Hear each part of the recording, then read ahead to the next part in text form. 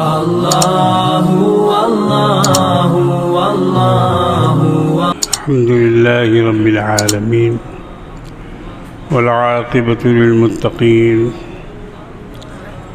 वस्सलातु वस्सलामु अला रसूलिहिल अमीन व अला आलिहि व अस्हाबिहि अजमईन।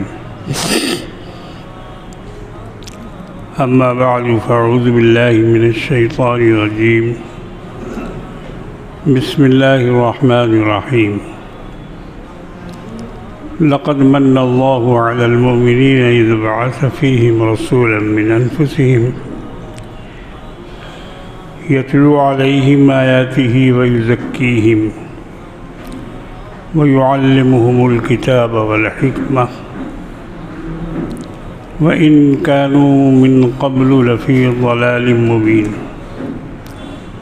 सदक़ल्लाहुल अज़ीम।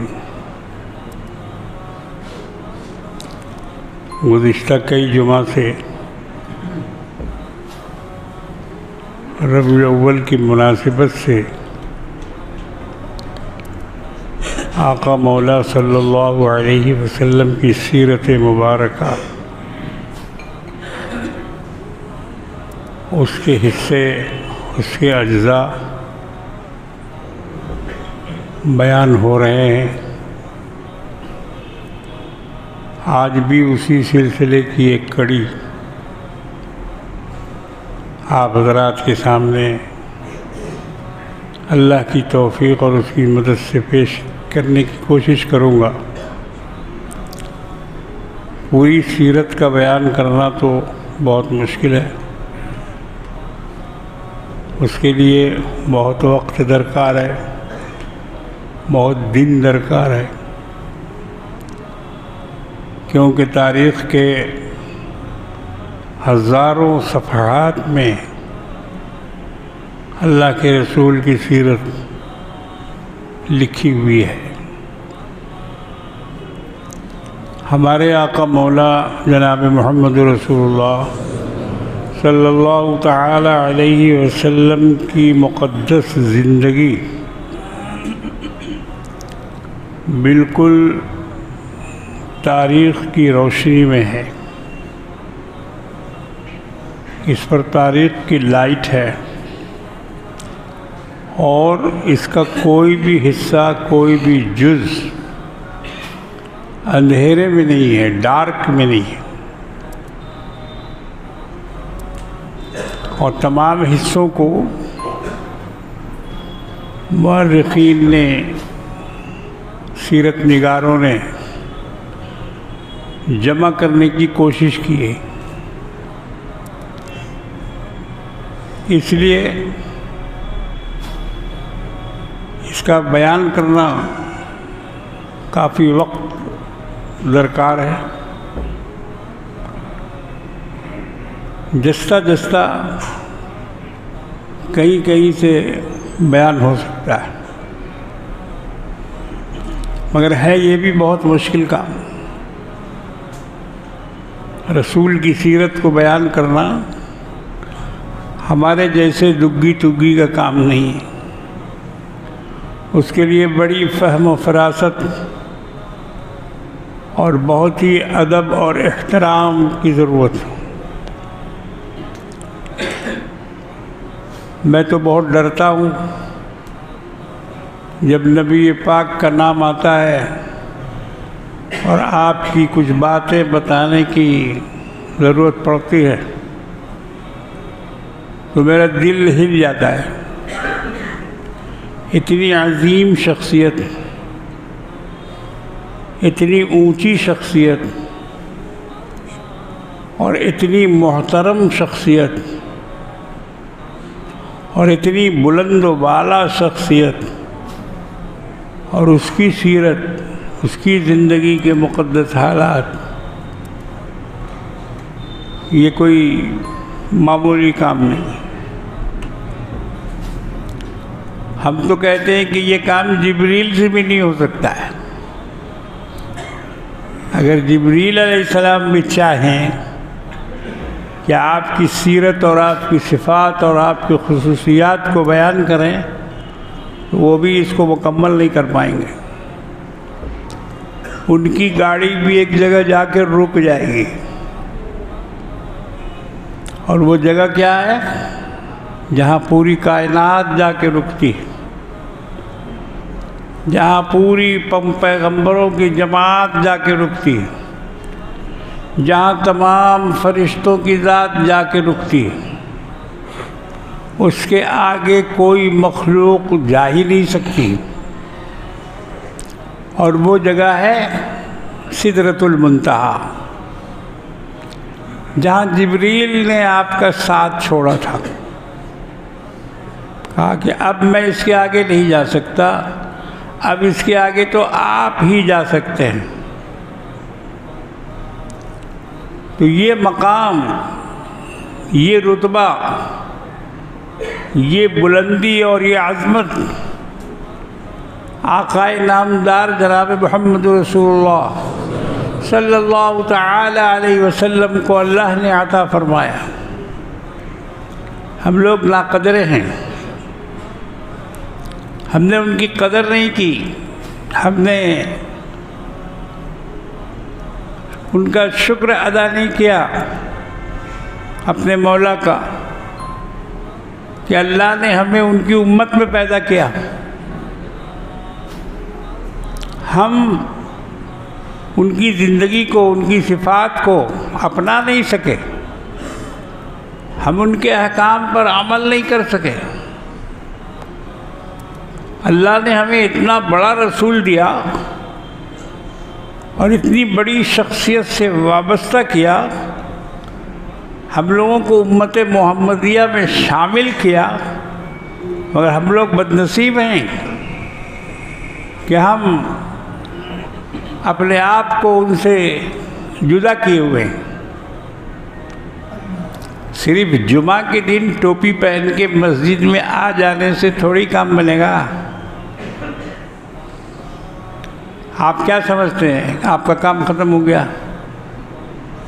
जुमा के दिन मस्जिद में आप आ गए, जुमा की नमाज़ पढ़ ली और उसके बाद रुमाल झाड़ के अपने अपने घर को चले गए। आप क्या समझते हैं कि अल्लाह का हक़ अदा हो गया, रसूल का हक़ अदा हो गया? नहीं, अदा नहीं हुआ। फिर पाँचों वक्त एक हफ्ता तक आपने मस्जिद का रुख नहीं किया, मस्जिद की तरफ देखा भी नहीं, आना तो बहुत दूर की बात।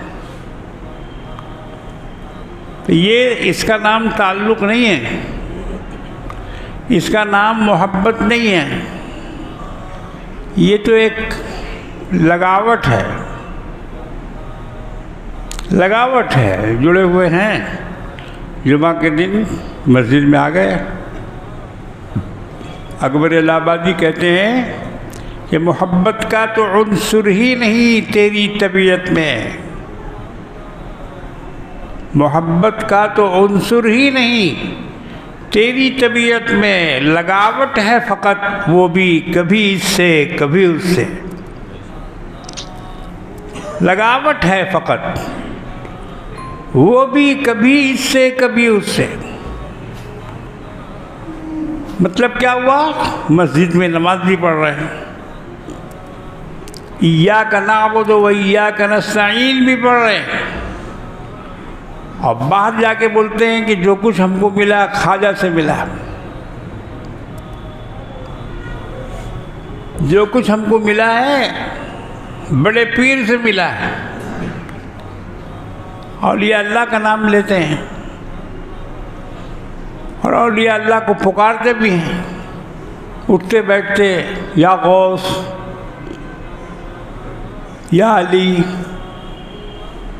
या वारिस पिया। हमने अपने ईमान में कितना खलल डाल के रखा है, जबकि पुकारना सिर्फ अल्लाह को चाहिए। ये इस्लाम की मोमिन होने की अलामत है और कुरान में इसकी बड़ी तरदीद की गई है,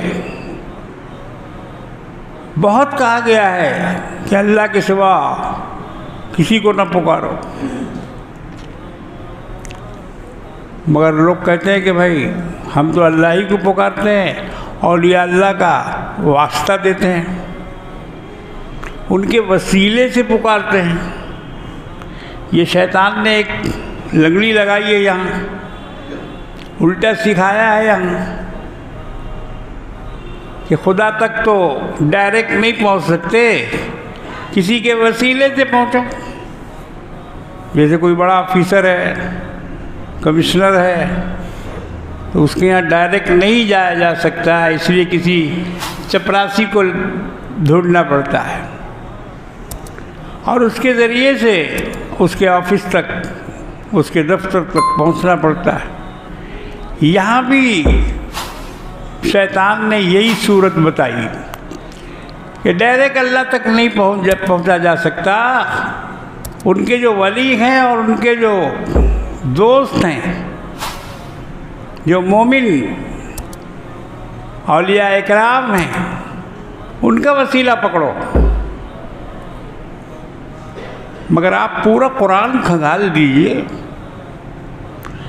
पैगम्बरों की बहुत सारी दुआएं हैं, बहुत सारी दुआएं हैं। यूनुस अलैहिस्सलाम की दुआ, ईसा अलैहिस्सलाम की दुआ,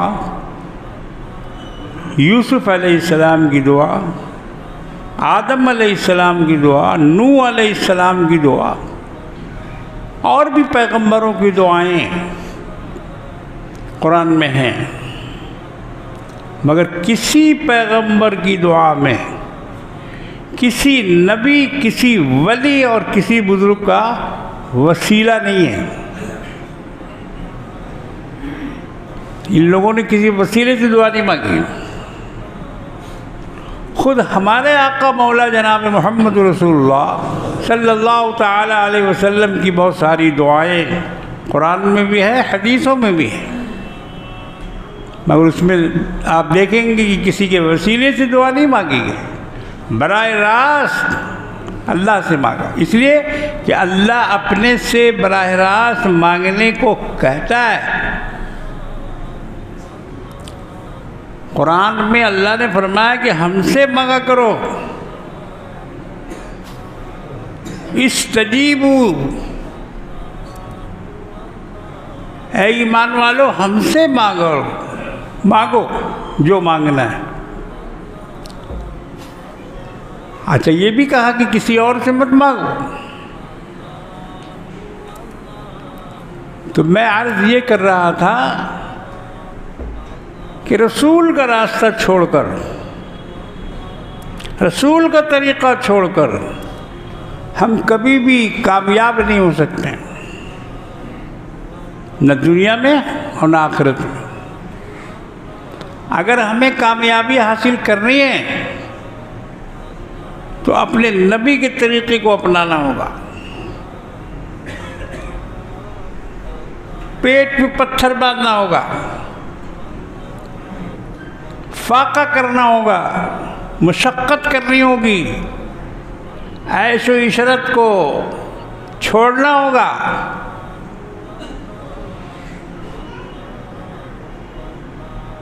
ज़िंदगी को संवारने के लिए मेहनत करना होगा। सारी रात सोने से काम नहीं चलेगा, रात के आखिरी हिस्से में उठना होगा, उठकर दुआ मांगनी होगी, नमाज पढ़नी होगी। अल्लाह के रसूल पर ये तहज्जुद फ़र्ज़ थी। कभी आपकी तहज्जुद की नमाज क़ज़ा नहीं हुई। 5 वक्त की नमाज जो थी वो तो पढ़ते ही थे, 5 वक्त के अलावा 6ठे वक्त में भी नमाज पढ़ते थे। नऊज़ु बिल्लाह, क्या अल्लाह के रसूल गुनहगार थे? आपसे गुनाह होता था? या आपने नऊज़ु बिल्लाह ज़िंदगी में कोई गलत काम किया था? मासूम थे, कभी गुनाह नहीं। उनसे गुनाह का तसव्वुर भी नहीं किया जा सकता। मगर मासूम नबी रातों को उठकर रो रहे हैं, अल्लाह के सामने गिड़गिड़ा रहे हैं, रो रहे हैं। ये क्यों? ये इसलिए कि उम्मत को सबक देना है, उम्मत को बताना है कि तुम इस तरह से नमाज पढ़ो, मेरी तरह तुम भी उठो, जागो, नमाज पढ़ो और अल्लाह से मदद मांगो। हर सहाबी तहज्जुद गुजार था, जितने भी सहाबा, कोई सोया हुआ नहीं रहता था सुबह तक, सब तहज्जुद पढ़ते थे। बाद लोग तो अल्लाह के रसूल के पीछे आके नियत बांध लेते, हुजूर की इक्तदा में तहज्जुद पढ़ा करते थे। आज भी मक्का में और मदीने में रोज़ाना तो नहीं, मगर पूरे रमज़ान के महीने में तहज्जुद की जमात बाजमात होती है। जो लोग जाते हैं उम्रे में और हज में, उनसे पूछिए, रमज़ान में क़यामुल लैल उसका इंतज़ाम होता है वहाँ। 12 रकअतें 1:30 बजे रात से शुरू होती है, सहरी से कुछ पहले वो जमात ख़त्म होती है। उसमें इमाम कुरान की तिलावत करते हैं। तो ये ज़िंदगी जो आपने अपनाई थी, ये दुनिया वालों को बताने के लिए कि देखो इबादत इस तरह होती है, खुदा को इस तरह से राज़ी किया जाता है। आज हमें फिर वही उन्हीं सुन्नतों को अपनाना होगा। हमारी माँ बहनें ये दीन के लिए बहुत काम कर सकती हैं। अगर ये उस दौर की औरतों को याद करें जिन्होंने नबी करीम सल्लल्लाहु अलैहि वसल्लम के साथ जंग में हिस्सा लिया था, जंगों में गई थी। आज तो हमारे यहाँ औरतें इतनी बुज़दिल हैं, नौज़ुबिल्लाह, कि एक भपकी में जो है पता नहीं क्या हाल होगा उनका, पता नहीं उनका क्या हाल होगा। अभी जैसे हालात चले हुए हैं, अभी जैसी दुनिया बनी हुई है, हर एक को स्ट्रांग होना पड़ेगा, मजबूत होना पड़ेगा, चाहे वो औरत हो या मर्द। गफलत का ज़माना गया, जागो, जाग जाओ, होशियार हो जाओ, तैयार हो जाओ।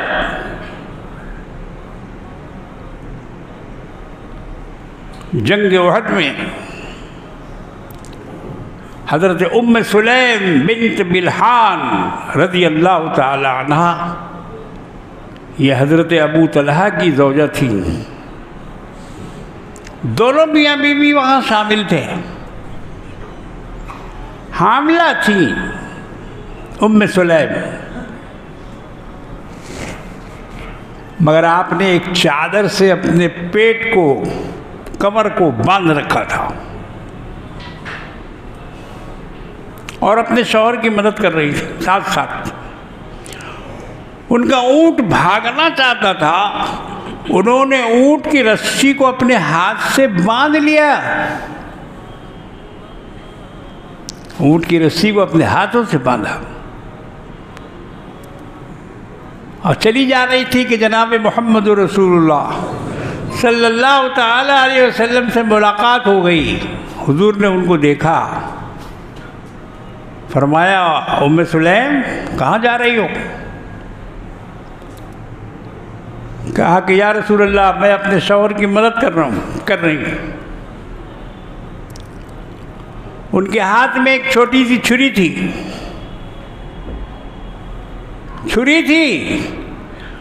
हुजूर ने छुरी को देखा और कहा कि इस छुरी का क्या करोगी, इसका क्या काम है तुम्हारे पास? कहा कि या रसूल अल्लाह, अगर किसी मुशरिक से मुठभेड़ होगी तो मैं ये छुरी उसके पेट में भोंक दूंगी। हिम्मत देखो,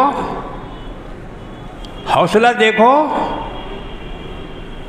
औरत का ये हौसला है। हमारी औरतें ये करेंगी? थरथरा के रह जाए, कपकपा के रह जाए। अगर किसी से मुलाकात हो जाए, किसी का सामना हो जाए, किसी से मुठभेड़ हो जाए, तो हमारी औरतें ये हिम्मत नहीं कर पाएंगे। चोर चकार डाकू कोई भी घर में घुस जाए तो उसका मुकाबला नहीं कर पाएंगे। आज वो दौर आ गया है कि हम में का हर फर्द मजबूत हो। ये सुन्नत है कमली वाले आका जनाब मोहम्मद रसूलुल्लाह सल्लल्लाहु तआला अलैहि वसल्लम की। आप रोज़ाना फजर की नमाज के बाद वर्जिश और कसरत करते थे, जिसको आज बोलते हैं जिम। कसरत का बाकायदा इंतज़ाम था, वर्जिश का बाकायदा इंतज़ाम था। सहाबा कसरत करते थे, वर्जिश करते थे। हम लोग इन चीज़ों से वाकिफ़ ही नहीं हैं। हमने इस्लाम को समझा कि बस तस्बीह पढ़ते रहो सर झुका के, इसके अलावा और इस्लाम कुछ नहीं है। नहीं, ये है इस्लाम। इस्लाम मजबूत करना चाहता है। हुजूर भी वर्जिश करते थे, सहाबा भी वर्जिश करते थे। रसूलुल्लाह सल्लल्लाहु अलैहि वसल्लम घुड़दौड़ का इंतज़ाम करते थे।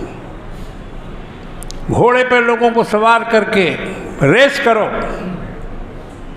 और जो घोड़ा आगे निकल जाता था उसको हुजूर सल्लल्लाहु अलैहि वसल्लम अपनी तरफ से इनाम दिया करते।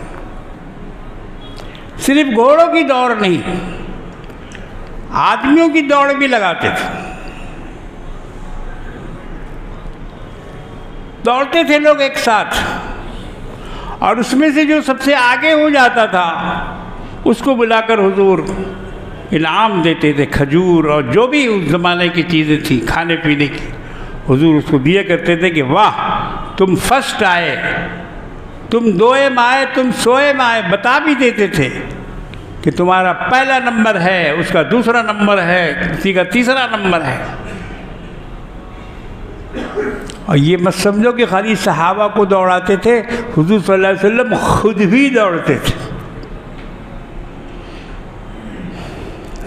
हम में से कितने लोग हैं जो दौड़ते हैं? ये भी तो सुन्नत है। खाली तस्बीह पढ़ना सुन्नत है, मिठाई खाना सुन्नत है, ये सब याद है। ये सुन्नत इसको कौन करेगा?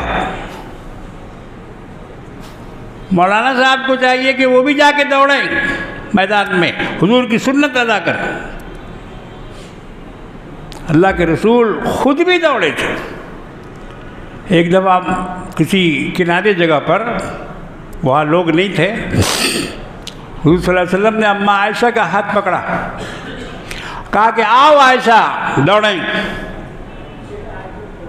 आओ आयशा दौड़ें। अब दोनों दौड़ने लगे। हुजूर सल्लल्लाहु अलैहि वसल्लम पीछे रह गए, अम्मा आयशा आगे बढ़ गई। कहा कि आयशा तुमने तो आज हमको हरा दिया, तुम जीत गई। दुबली पतली थी, छरेरा बदन था, आगे निकल गई। हुजूर सल्लल्लाहु अलैहि वसल्लम का बदन ज़रा भारी था, पीछे रह गए। कुछ दिनों के बाद आका मौला सल्लल्लाहु अलैहि वसल्लम ने एक दफ़ा फिर आयशा का हाथ पकड़ा, आओ आयशा दौड़ें। अब की बार जो दौड़े तो आयशा पीछे रह गई और हुजूर सल्लल्लाहु अलैहि वसल्लम आगे बढ़ गए। हुजूर ने फरमाया कि आयशा ये उस दिन के हार का बदला है। उस दिन जो तुमने मुझको हरा दिया था, आज मैंने तुमको हरा दिया। मुअर्रिखीन लिखते हैं कि अम्मा आयशा भारी हो गई थी और हुजूर हल्के हो गए थे, आगे हो गए। देखो ये इस्लाम बता रहा हूँ, मैं सीरत बयान कर रहा हूँ। जनाब मोहम्मद रसूलुल्लाह सल्लल्लाहु ताला अलैहि वसल्लम की पाक और मुक़द्दस ज़िंदगी में आपको ये चीज़ें मिलेंगी। मगर अफसोस कि हमने आपकी ज़िंदगी को समझा ही नहीं, हमको किसी समझाने वाले ने समझाया ही नहीं। इतने सारे लोग बैठे हुए हैं, इतने जलसे, इतने सीरत, इतनी तकरीरें आप लोगों ने सुनी होगी। किसी तकरीर में ये सुना, किसी मौलवी ने ये बताया कि ये भी सीरत में है? लोग उसका जिक्र ही नहीं करते, इसको सीरत का हिस्सा समझते ही नहीं। देखो हमारे यहाँ अगर आज वो चीज़ होती, हम में जिम करने वाले लोग होते, कसरत करने वाले लोग होते, हमारी माँ बहनें भी इस सिलसिले में आगे रहती और उनके लिए भी इंतज़ाम किया जाता वर्जिश का, दौड़ का और इस तरह की चीज़ों का। इस्लाम ने मना नहीं किया है, बल्कि इस्लाम चाहता है कि एक मुसलमान ताकतवर हो ताकि वो इस्लाम की खिदमत कर सके, मुसलमानों की खिदमत कर सके, दीन के काम आ सके। वो चाहे मर्द हो, चाहे औरत, चाहे बच्चा हो, चाहे कुछ भी हो, उसको सेहतमंद होना चाहिए। सेहत का भी ख्याल रखें, जिस्म का भी ख्याल रखें। ये हमारे आका मौला की सीरत में मिलता है। और हुजूर नबी करीम सल्लल्लाहु अलैहि वसल्लम तमाम जंगों में आपने जो किरदार अदा किया है वो तो इंतहाई काबिल रश्क है। ऐसे कमांडर थे जो सिपाहियों के साथ साथ रहते थे, अलग से किसी बैरक में बैठकर वहाँ से ऑर्डर नहीं देते थे जैसा कि आजकल के कमांडर करते हैं। कमांडरों के लिए अलग से बैरक होती है और वहाँ से उनका एडवाइस होता है। लेकिन हुजूर नबी करीम सल्लल्लाहु अलैहि वसल्लम वो कमांडर थे कि जंगों में खुद बनफ्स नफीस मौजूद रहते थे, आगे पीछे दुश्मन के मौजूद रहते थे, अपने सिपाहियों के साथ, अपने फौजियों के साथ। ये ऐसे कमांडर थे।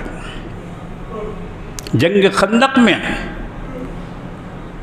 जब हुक्म हुआ हुजूर का कि सारे लोग मिलकर खंदक खोदें,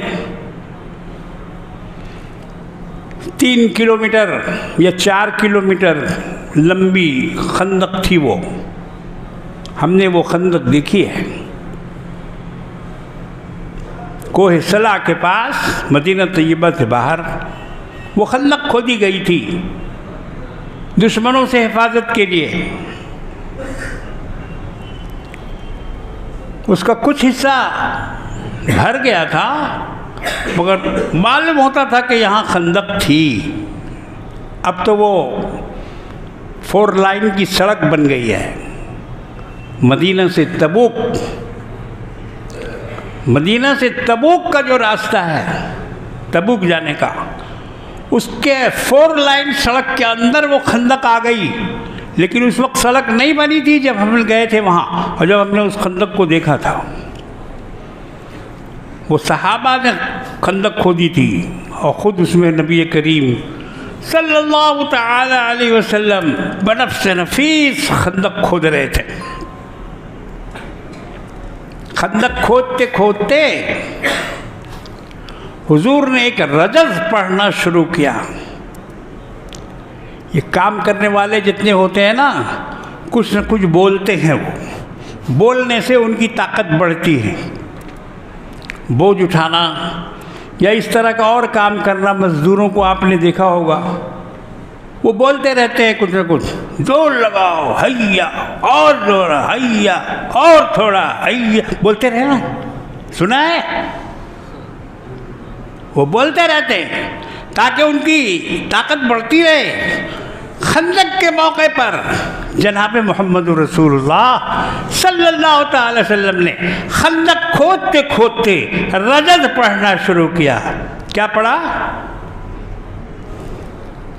अल्लाहुम्मा ला आयशा इल्ला आयशुल आखिरह, अल्लाहुम्मा ला आयशा इल्ला आयशुल आखिरह, फ़ग़फ़िर लिल अंसारी वल मुहाजिरा।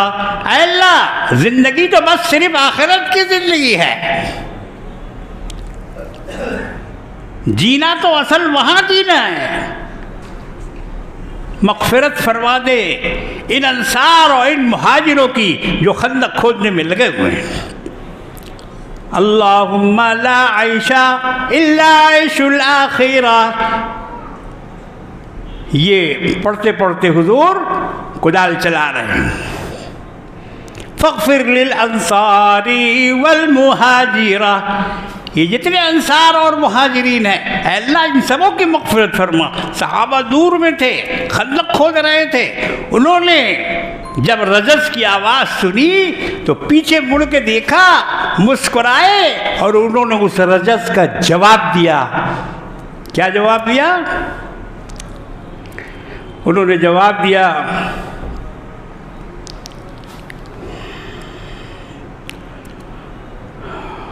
देखिए अल्लाह करे याद आ जाए, उन्होंने उस रजस का जवाब दिया कि हमने आपसे दीन के लिए बैअत कर दी। नहनुल्लज़ीना बायअू मुहम्मदा, अरे हम वो हैं कि जिन्होंने मोहम्मद रसूलुल्लाह सल्लल्लाहु ताला अलैहि वसल्लम के हाथों पर मौत की बैअत की है। नहनुल्लज़ीना बायअू मुहम्मदा मा बक़ीना इज़न अबदा, वो जवाब दे रहे हैं कि हम लोग तो मोहम्मद के हाथ पर बैअत करने वाले हैं और हम ये काम इसलिए कर रहे हैं ताकि दीन हमेशा हमेशा के लिए रहे।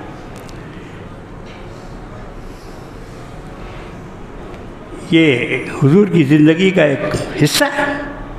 खंदक खोदा, भूख बहुत लगी थी, पेट पर पत्थर बने हुए थे।